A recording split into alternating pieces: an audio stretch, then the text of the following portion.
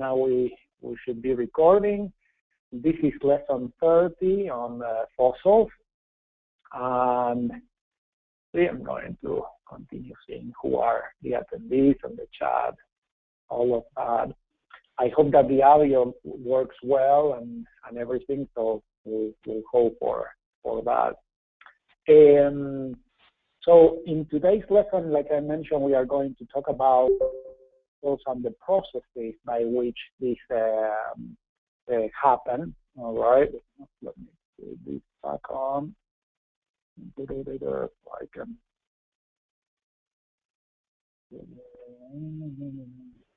Okay, sorry, I clicked on the wrong thing.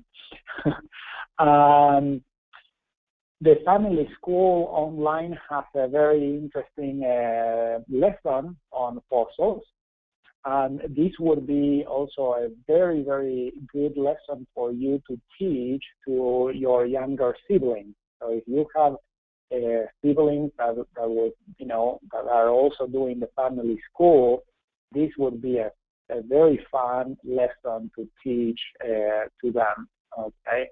So for example, some of the activities that they do is how to make your own fossil. So you use plaster or Paris mix, and you mix that, and then you do an imprint of something and then you feel that. You see first the mold of that, and then you fill the mold with something else, like with Jello or something else, and then you make a fossil of that other thing. Okay, so it would be a really fun lesson to teach to your younger siblings. All right.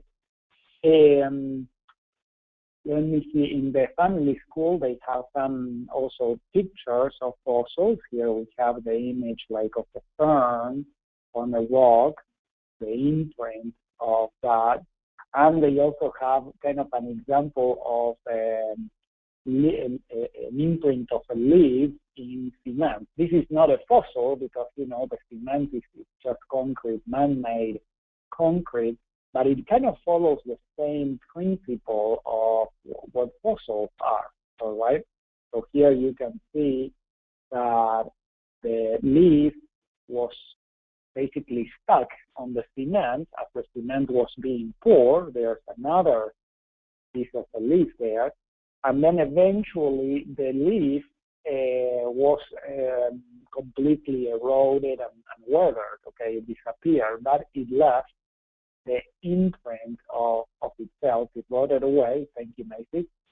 And it left the imprint of itself on the cement. So actually, the process for forming fossils is pretty similar to that. There's one website here that is linking the lesson, okay, and explains kind of a very elementary level of how fossils are created, okay.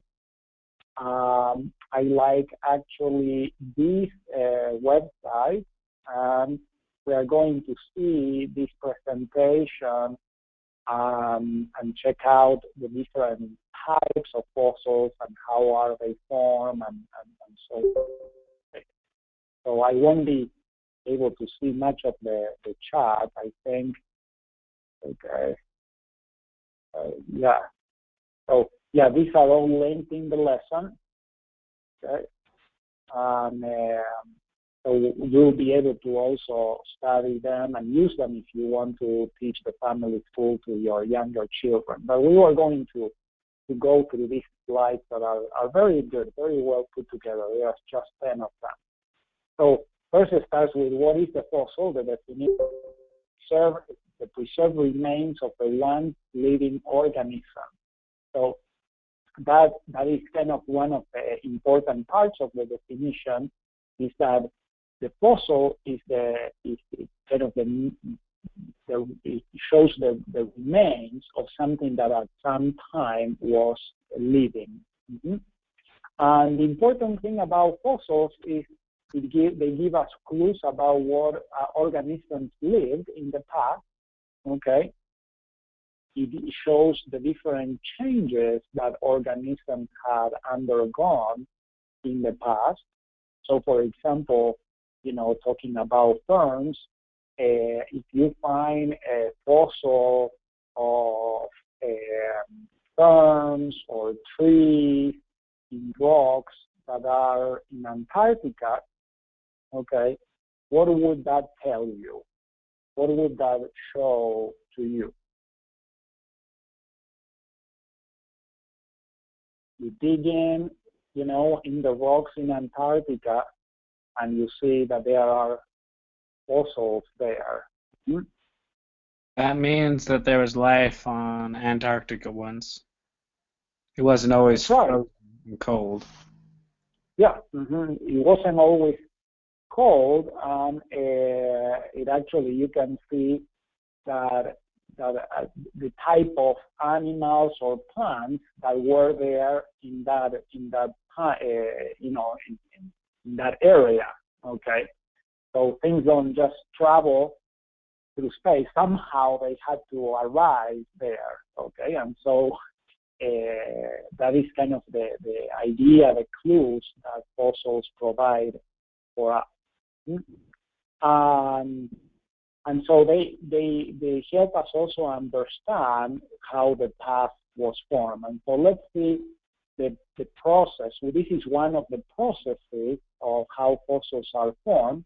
So you have an animal, okay, that dies here, and the sediments, all right, of erosion or volcanic ash or, sand, okay, and the sea, a lake forming and so on, they buried the body of that animal, and over time, more and more layers of sediment accumulate over the dead body of that animal, all right?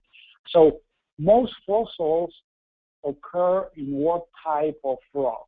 So we have studied the three different types of rock: sedimentary, igneous, and metamorphic rock. Which type of rock would you expect that would contain fossils? Sedimentary. That's right, yes. And maybe occasionally igneous rocks, but unlikely. Unlikely, so it would be in the case of volcanic ash, okay, so like very, very like pyroclastic flows, all right? So that it could be also considered some sort of sedimentary rock. So for example, I don't know if you have seen the remains of the ruins of the city of Pompeii in Italy. All right, that is a famous place because the volcano Vesuvius is right by it, and at the time of the Roman Empire, close to the time of Christ, a few years after that, the volcano erupted and it completely buried the city of Pompeii. And in the excavations that people have done trying to find the old remains of the city, they have found fossilized bodies of the people that lived there in the city, and they were buried by the volcanic ash. Okay, so that is, and have you seen any of the pictures of that? Let me see if I can go really fast to. I have, but I'm not one to look at dead bodies. So let's see if we can see some images of Pompeii. For example, this, okay, it shows the fossilized bodies of people. The eruption happened in the early morning hours, and so a lot of people were sleeping in their homes, and they were asphyxiated by the volcanic ash, and they were just completely buried in place. Okay, so what happened, of course, is that over time the the organic material of the bodies were replaced by minerals, and so that is how they became fossilized. Okay, but you see how really the people were kind of caught in the ash and buried, and they couldn't do anything in that. So that is a very exceptional case of fossilization. All right. So here you see the city, the remains of the city of Pompeii, and the volcano of Vesuvius, that of course is still there, and it's quite an active volcano right close by. Currently, you have the city of Naples, that is one of the largest cities and ports, okay, close there. This is a recreation of the volcano before the eruption, the Vesuvius, okay, from the movie. All right, but most of the times we see the volcano, the sedimentary rocks are the ones that form fossils. Sometimes you may find, fossils in metamorphic rocks, but those cases are cases where the sedimentary rock that had a fossil changed into a metamorphic rock, and the fossil still remains, all right, it's still fossilized there, but now it's surrounded in a metamorphic rock. That is kind of, if you wish, a more unlikely case, but it could happen, okay? Remember that any type of rock could become metamorphic rock, depending on the heating processes and the pressure. All right, so here you have the second step there is that more sediment layers accumulate above the animal remains, and minerals such as, remember when we talk about silica, okay, that is the silicon and oxygen, that is one of the building blocks of rocks, they slowly start replacing the calcium of the bones of the animal. All right, so the soft tissues of the animal they decompose here. But the hard tissues, like the bones, the calcified tissues, they remain for a long, long time, and little by little, the mineral, the silica, starts replacing the calcium, okay? And so it petrifies, literally, it petrifies the bones and makes new rock that is different from the surrounding rock, and that is what forms the fossil. All right. In the third stage, you have that movement, just as tectonic plates or something pushes that layer of sediment up until it gets to the surface, and then it gets discovered. Okay, so people could be digging for the fossils and they find it, and a lot of the times they are found just at the surface there. And it's interesting again because the fossils are made, are buried in sedimentary rock. The process of fossilization creates a harder rock than the sedimentary rock. And so many times the fossil remains, kind of comes out, while the sedimentary rock around it gets eroded. Okay, does that make sense? Why we can see the fossil? The idea is that the rock surrounding the fossil is different from the rock that is formed by the fossil. Okay, so yeah, all right. Okay, any questions on that?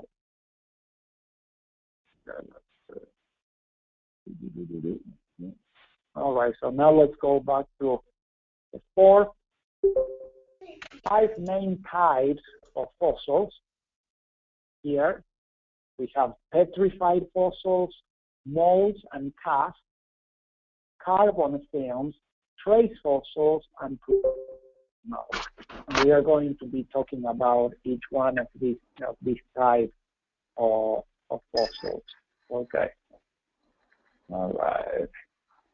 And see our invited guest. Yeah, so we'll continue. Okay. Here.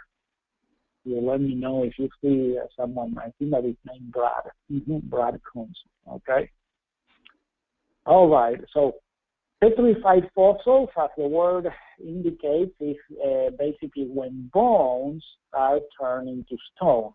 All right. And again, that is the process of when the minerals replace all or parts of the organism, and usually is the harder parts of the organism. And so the bones are the things that get petrified. Most of the remains of dinosaurs, the fossils that we have of dinosaurs, are petrified fossils, okay, of this kind. So, and some of the fossils are very well preserved. The teeth and all the bones, okay, are very well preserved. Many times, some parts of the fossil disappear for different reasons, movement of the rock and so on. And so the scientists have to recreate some or part of the bone. But there are some specimens that are very well preserved, very well formed. This one is an interesting type of fossil, the molds and the cast. Okay, the mold, the hard part of the organism, is buried in the sediment, and then over time, the hard part dissolves and leaves behind a hollow area for where the organism was there.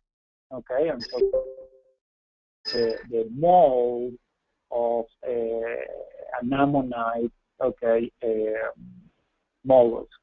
Okay, so that was probably something that was buried in the bottom of the ocean, and over time, the water dissolved the shell of the organism, and thus left the imprint, the negative imprint of the body of that organism.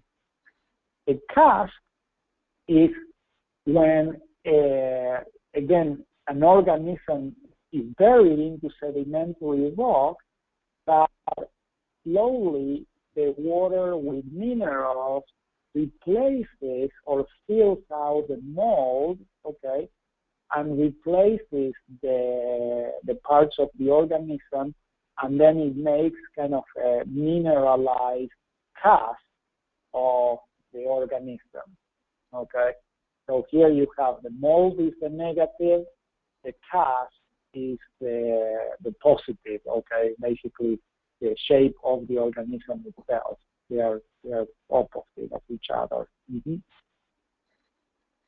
Third type of fossils are what we call carbon films or carbon imprints.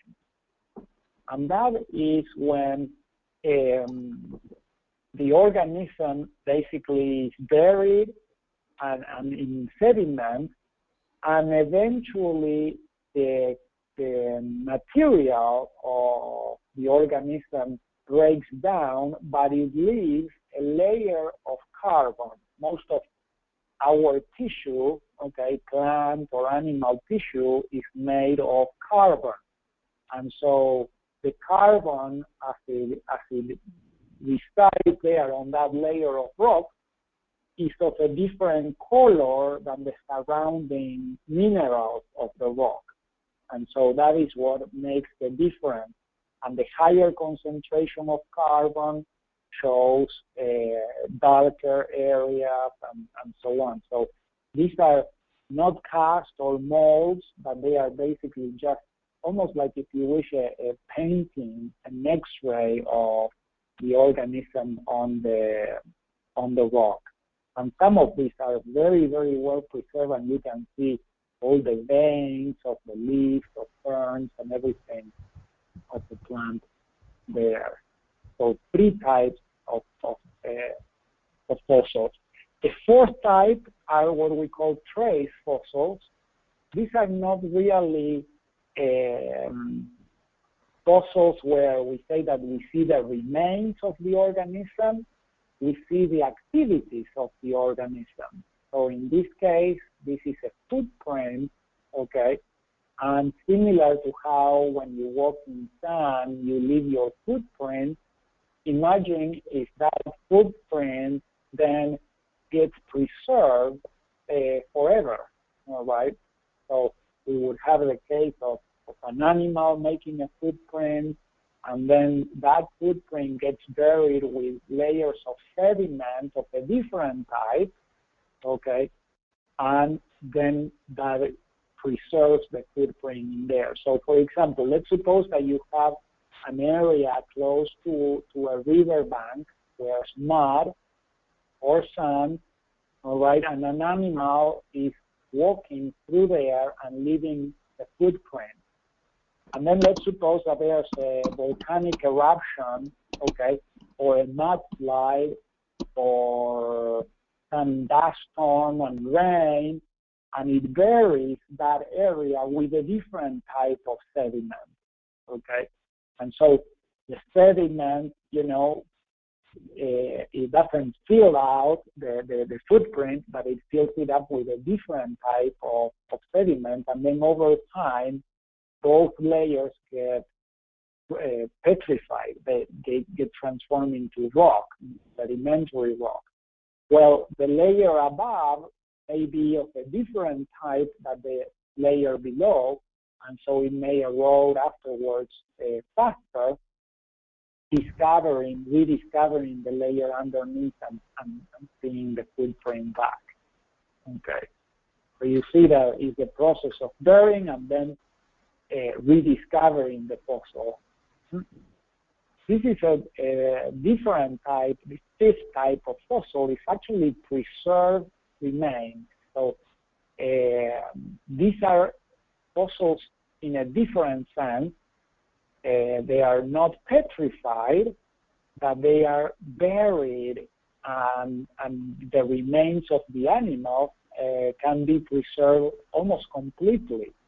So, for example, amber, that is the resin of a tree, many times the sap of this tree that is very, very sticky flows through the tree, you know, and catches an insect.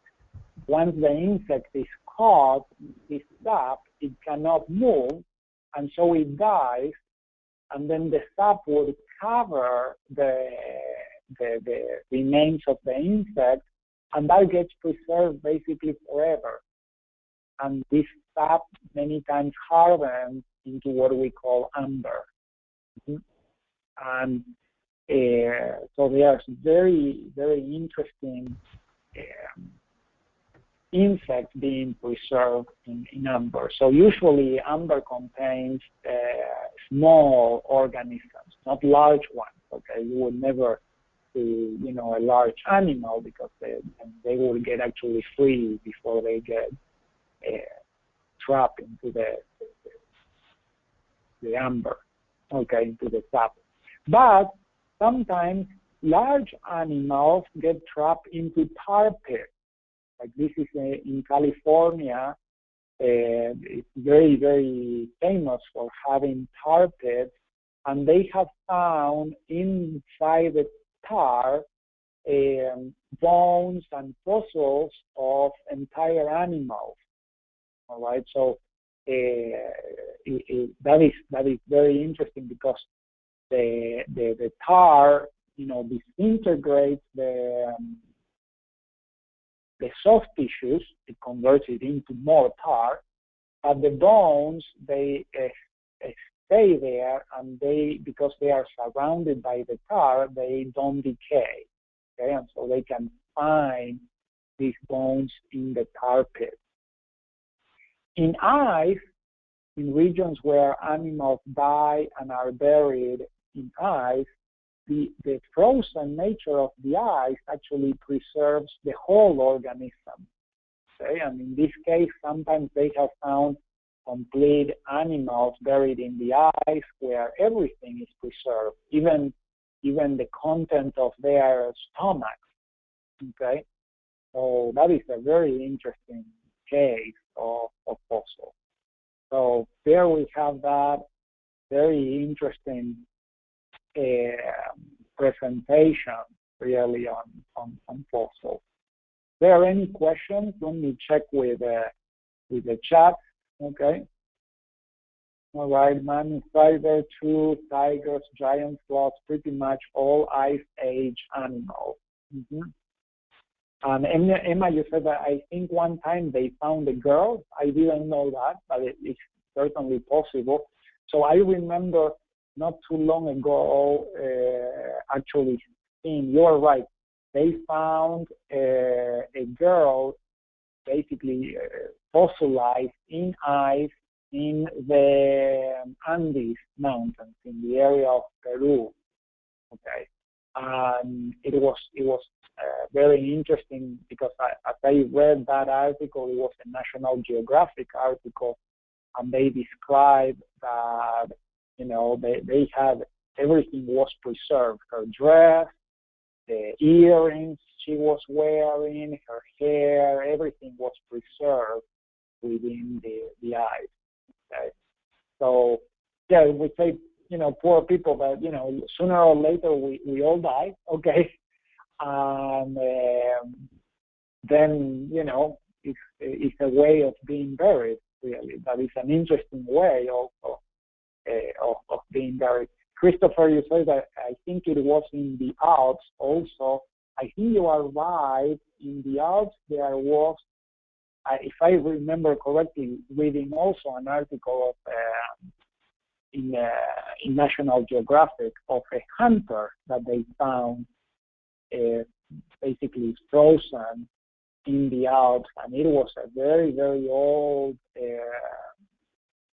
person, about 3,000, almost 4,000 years old, and he had a bow and arrow, and it was completely fossilized, mummified, really. Okay. Yeah. So if you have to go, you may as well preserve yourself. That's right. You know. So that is a way to remain forever. Okay. Here we see in Google. I just Googled fossils and images, and we see lots of different images of the different types of fossils. Okay. So if we see, for example, here dinosaurs, you see the fossilized remains of these dinosaurs. Like I was saying, they are sometimes very well preserved. Okay. Many times the whole bone can be digged up and out. Like in these cases, see the different fragments of the bone. See this image here, okay, of a researcher in a field full of the fossilized bones of the dinosaurs. I have a question. Yes, go ahead. How do they tell the age of a fossil?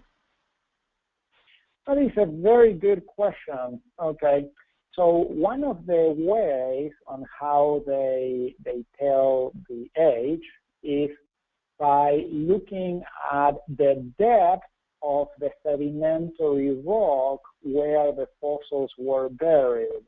Okay, so geologists basically are able to calculate, you know, and this is all estimations, all right, but, you know, they are pretty good at doing the estimate.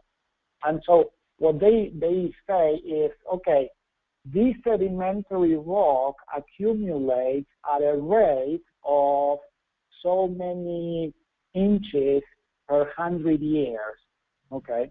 And so if you have, let's say that there is 1 inch per year, okay, just to make something up, all right? So if you have a layer of sediment that is, you know, 100 inches deep, then you would say, okay, well, that took 100 years to accumulate. What other layers are on top, and how long do they take to accumulate, and so on. And then you start figuring out how long does it take for the rock to erode, okay, until the process of bringing the fossil back up to the surface. All right. So that is basically one of the processes of looking at the age of the fossil. Sometimes the other type is carbon dating. Okay, that is correct. Okay, carbon dating, though, I don't know. So carbon dating is to measure the age of the remains of some organic remain, basically. You basically still have to have the original carbon, okay? And let me try to explain how I understand that carbon dating works. So we are made out of carbon, okay? So we eat, and we ingest carbon, our bones are made of carbon, and so on. While we are alive, the carbon that is always being replenished, okay? When a carbon organism, a carbon-based organism dies, then the carbon that it has is the carbon that will remain with the remains of that organism forever, okay? And so the carbon has isotopes, which are basically different types of ions of carbon that have less or more electrons in it, okay? And these ions of carbon, these isotopes within the carbon, they decay over time. And once the organism dies, because the carbon is not being replaced, then the amount of isotopes that are within that carbon, you can calculate how long it would take for organic carbon to decay to that number of isotopes. Does that make sense? Okay. So it's basically following a projection of the decaying of the carbon in the organism. Now, the thing that I don't know is in the case of fossilized remains, where the carbon is completely replaced by silica, if you can do carbon dating on that. Okay, that is something that I'm not sure.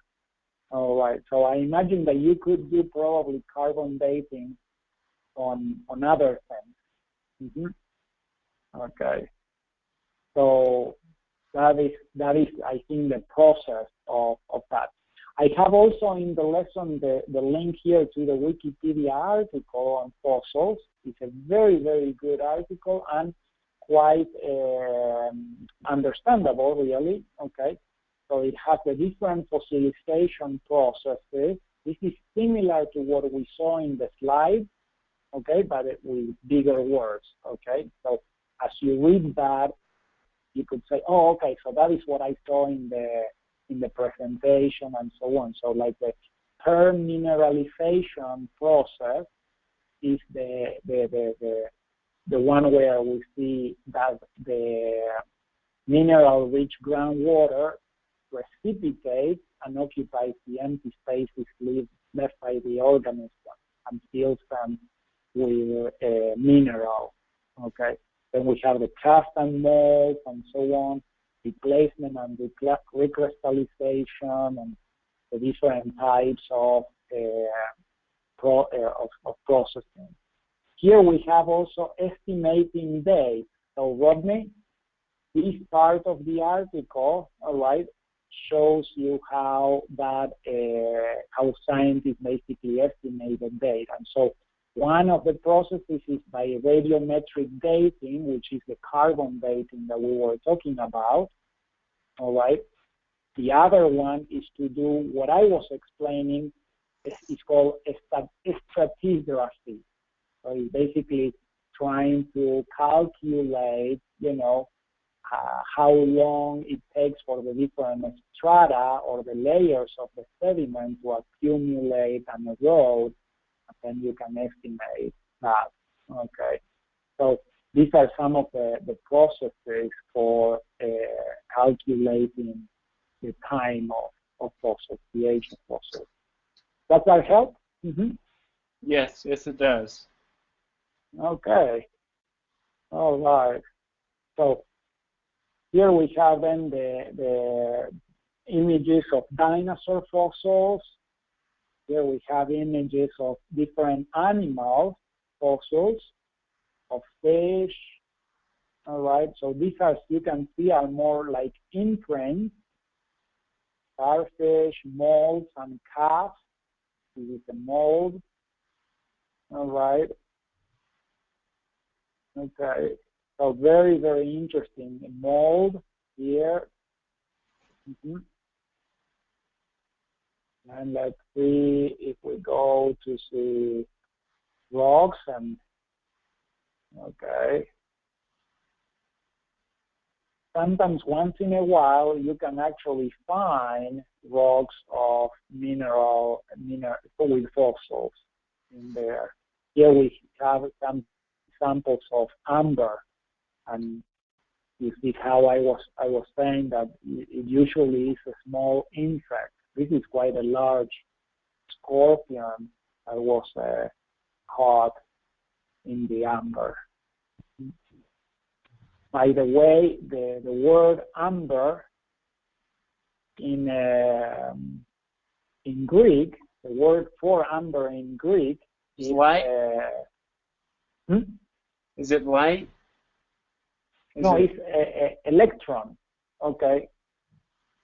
And because amber is produces a lot of static electricity.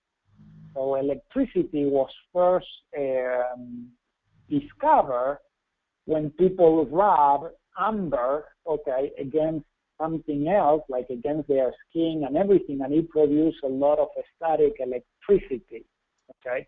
And so the word electricity comes from amber. That is the word for amber in Greek, okay? And so that is the origin of the word electricity, is amber. So that is kind of an aside, but very interesting. Mm-hmm. Yeah.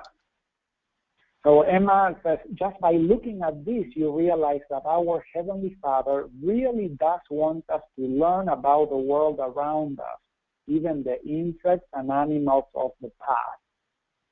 Yeah, and even humans, okay, of the past. That is very, very profound, a very good assessment, really, that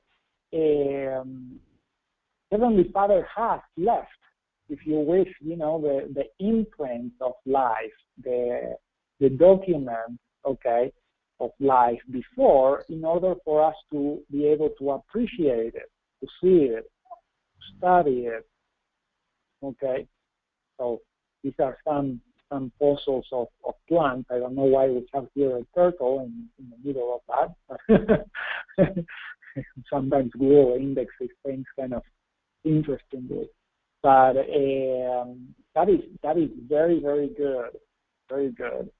Let's see some traces. Remember when we were talking about traces of footprints in rock, okay, or traces of animals and how they solidify. This one is interesting. We have a mold and then a cast of the footprint. Even some microscopic animals can leave fossils of that. Mm-hmm. Yeah, starfish and all sorts of different types of fossils. Let's see what else do we have here. Mm-hmm. Okay, so that is kind of the different very, very beautiful, really, specimens of that. So let's see this image here that's really interesting. Here you have a Nautilus, mollusk and the cavities of how it formed and everything. Beautiful, beautiful fossils. So scientists use these fossils really to see what were the animals that lived at different points in time. Okay, and so it is really very, very interesting to study them, because we can actually learn of what were these organisms, okay, and where did they live, and also the environment that was there beforehand. So something very interesting, for example, that I have found when hiking up to Mountain Panodos here in the in the middle of Utah, you can still find remains of marine snails, okay, snails and other shells, okay, of ostrich, what will be oysters and things like that. And so you can see, okay, yeah, this at some point in time was covered with water, okay, because there's no other way that those would have been there. So here in the chat, we see the comments about the ammonite, okay, and how beautiful is a perfect spiral, and like someone was commenting, it grows kind of following the Fibonacci proportions, okay. That is a really, really interesting study. So see, not only as the spiral grows, it grows around, but also it grows the diameter, okay, proportionally to form really a perfect spiral. Okay? Beautiful things of how nature works. It is interesting that mathematically you can recreate these things, and they follow actually very precise rules of proportion and number sequences for creating these structures. Okay, very, very interesting. So yeah, very beautiful, the creation of God. So even this Abigail, let me see the comment here. It says there is a dinosaur footprint basically right next to the Rainbow Bridge, and the only way you can see it is if you pour water on it. So we go around dumping water all over the place looking for it. It's crazy to think that dinosaurs were running around all over the place. Were you able to find the footprint there? Were you able to actually see it? Yeah, you found it actually, yeah? So close to Rainbow Bridge. All right, I need to go back and see if I can find it. So why is it then that you can only see it when you pour water on it?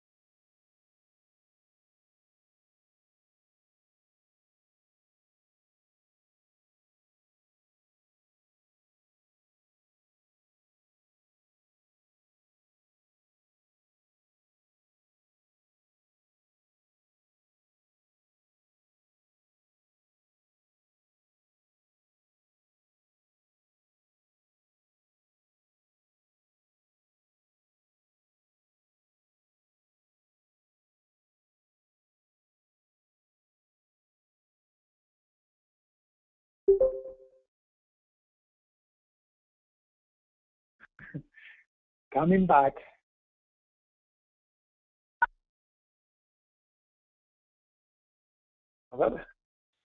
Okay, can you hear me now? Okay, all right. Now, for some reason, my phone disconnected. Okay, so I don't know exactly why, but remember that before we were having all sorts of problems with the video and audio and everything. So what I have done in the last 2 times is call on the phone, and that seems to help. Okay. Oh.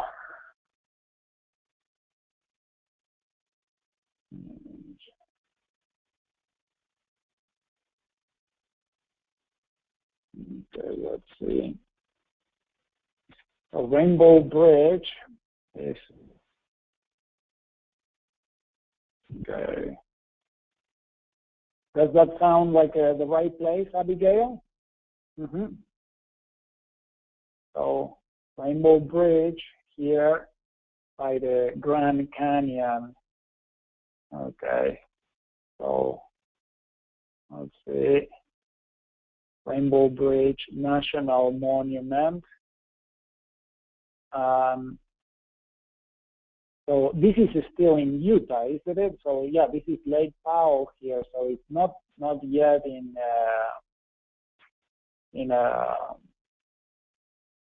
yeah, this would be still in Utah. Okay, before the Grand Canyon. Mm-hmm. Okay. All right. My first thought was for Rainbow Bridge was also Thor. I don't know what that one means. Okay, I don't know what Thor is except for the god of thunder. Okay. So let's see if we can close up to Rainbow Bridge and see it better.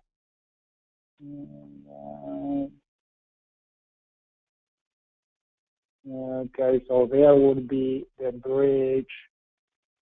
So it's basically an arch spanning over a canyon. And so here you said that there was the footprint. Mm-hmm. Okay. So it's probably called Rainbow Bridge because it spans over that canyon, isn't it? Mm-hmm. Okay. Good deal. Okay, we'll learn all sorts of things here.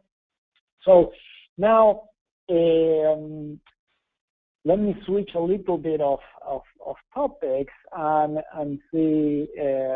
Let's see. The Rainbow Bridge in Norse mythology is, if I remember correctly, a bridge to another world. Since the Norse believed in 9 worlds. Okay. It's shaped like a rainbow. All right. Good. Nerd moment. We love nerd moments here in this class. Okay, because I'm number 1 nerd. Okay. Guilty of charge. All right. So I love all that. So that is why in the Avengers, in Thor, in the movie Thor, they have all these 9 worlds and everything. It's all that part of Norse mythology. That is cool. That is very cool. I didn't know that. I thought that was made up, but that is actually part of Norse mythology. Beautiful. Okay. So yeah, number 1 nerd here. Undisputed, by the way, undisputed. So we were talking about how the fossil records is basically a way for us to discover our past, okay, to discover the past of the creations of God, all the things that God has done in the past. What else? What are the things that God has left for us to discover our past? What are some of the things that God has left for us to discover our past? So family history and patriarchal blessings. Woo! That is right. Excellent. Yeah. Patriarchal blessings, family history. the scriptures, okay, the scriptures are really the record of God's dealings with his children from basically the beginning of the world, okay? And so that is the best record that we have of things. Family history is very, very important to help us link ourselves with our ancestors, to help us know them and love them and remember them. Literally how the prophet Malachi said, to turn our hearts to the fathers, the hearts of the children to the fathers. Okay, so and there are several records, okay, that we need to unearth and find, almost like finding fossils really in the rocks, in order to learn about our past. What are some of the activities that you can do now in order to do this, in order to be able to find your past? The spirit of Elijah, speaking from the dust. Yeah. Go to family search. Yeah. Have you done some indexing? Sabrina says indexing. Okay, indexing is the only part I'm good at. Okay, ask relatives. Okay, yeah. So indexing is actually also the only part that I'm good at in family history too. Okay, I like doing indexing. I highly recommend it because it's relatively easy. Okay, some batches and records are a little hard to understand, but it's relatively easy, and you can complete actually some work in a few minutes. Okay, you can do a whole batch in half hour, sometimes even 15 minutes. And that actually makes a big difference. Not that it's going to give you names to go to the temple, but it's actually very, very helpful for other people that are searching for those names. So indexing is something that I highly, highly recommend to everyone, and especially to young people like yourself. Okay, indexing is the way to go. So Spencer also indexes.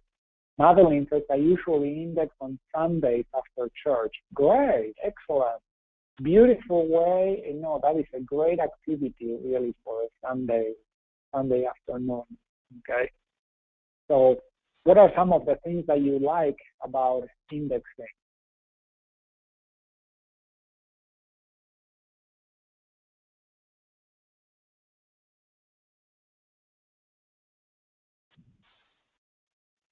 Wow, Sabrina says, I've actually found some of my ancestors while indexing. I just didn't realize it. That is quite amazing, really. That is awesome. Annika says, I like to do indexing. I would be doing more family history since all I really need to do is talk to my great aunt.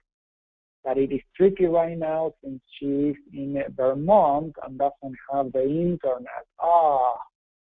Bummer. Bummer. I love to find pictures.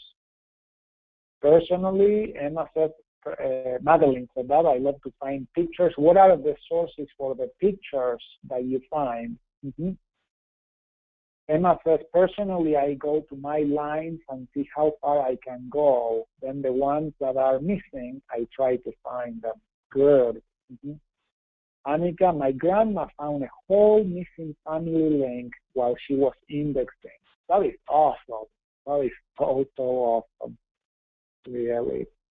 So my mother has found several names that before she didn't have any information, and because of indexing, she was able to complete some branches, to move further along. So very good activity.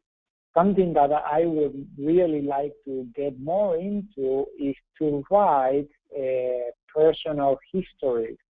I need to get more into writing some of the stories of things that I remember from my childhood about my grandparents, my great-grandparents, and my parents, you know, and so on, and just write those stories and put those stories online so other people can find them. Natasha says, I don't know how to index. It's actually quite easy. Okay, Natasha, I'm sure that you can pick it up. They have some tutorials there in the family search in the indexing site. Okay, it's not very hard. Madeline says, I talked to my grandma one day, and he has to my grandpa, and he has tons of files and pictures of his parents and grandparents. So I asked him to send them to me. That's how I get my pictures. Excellent. You know, something that you can do to preserve also the pictures is to scan them and then upload them into Family Search. Now you can actually upload the pictures and link them to the people there in Family Search.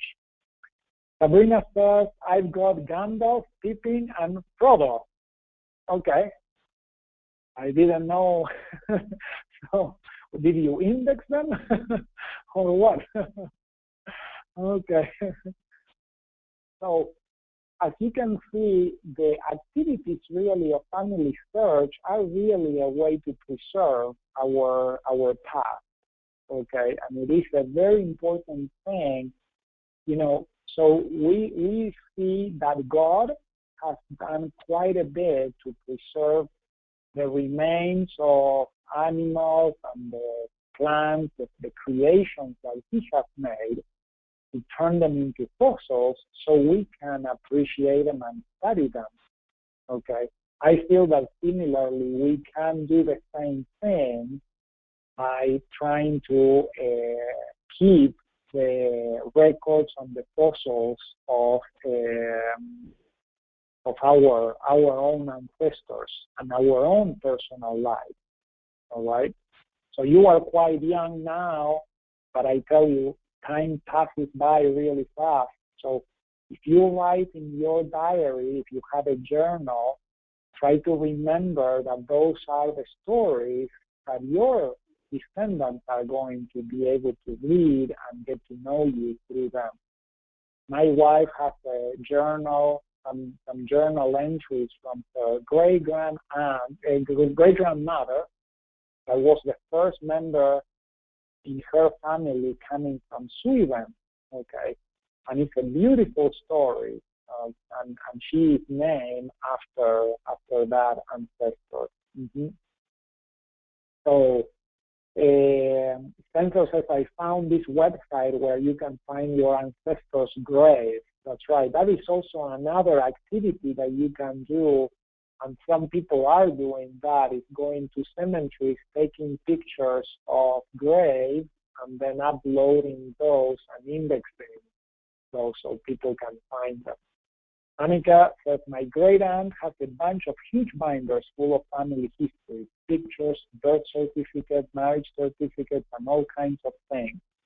That is why I need to talk to her and put it all on Family Search if she will let me.